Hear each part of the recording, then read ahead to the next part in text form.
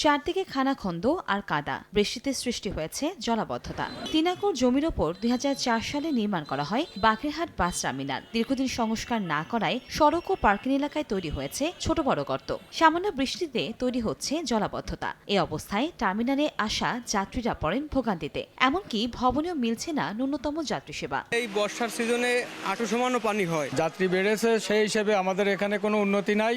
যাত্রীদের সঙ্গে ভোগান্তিতে আছেন পরিবহন শ্রমিকরাও। স্থান সংকুলন না হয় অনেক বাস পার্কিং করা হয় প্রধান সড়কে। এমনকি অনেক কাউন্টারও নির্মাণ করা হয়েছে টার্মিনালের বাইরেও। দ্রুত সংস্কারের দাবি তাদের। ভিতরের তো অনেক বেহাল দশা, আমাদের সেবা দিতে অনেক অসুবিধা হয় যাত্রীদের। বাসটা নিয়ে যখন টার্মিনালের ভিতরে ঢুকি দেখেন আমরা উল্টি পাল্টি গর্তের ভিতরে চাকা ডেবে যায়।